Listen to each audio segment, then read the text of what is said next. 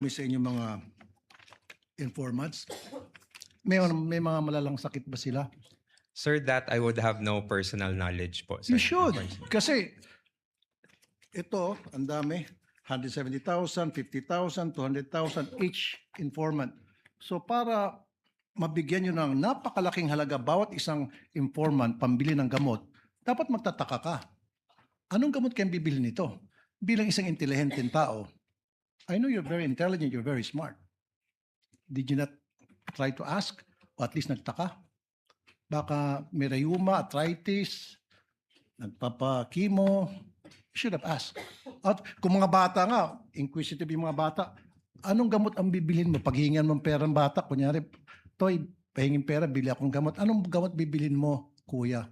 Bata yun ha, grade 1. Ikaw pa kaya? Why? At the time po, sir, I did not ask anymore kay Colonel Lachica, sir. Why not?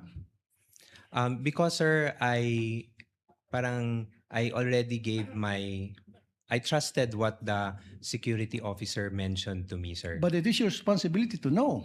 Kasi ikaw ang pumipirma doon sa AOM. Sir, in terms of the responsibility to know, sir, I'm not sure, sir, if I'm the one who's responsible to know, sir. But the So task you're to not me, sure. That means, ayoko nang gumamit ng pangsalita. It's unbelievable.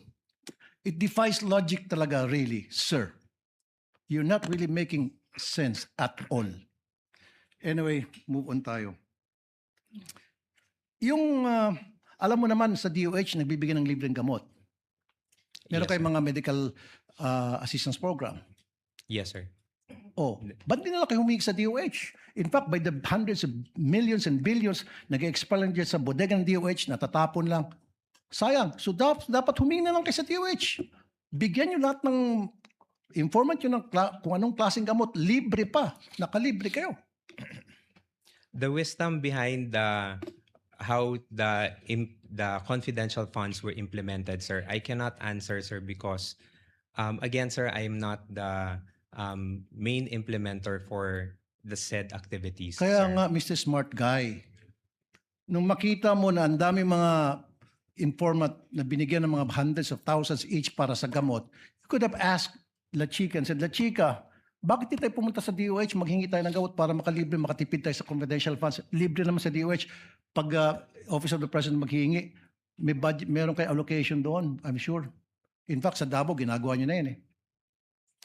Sir, that I cannot answer, sir. So again, it defies logic. Hindi po kapani-paniwala ang mga pinagsasabi mo, sir.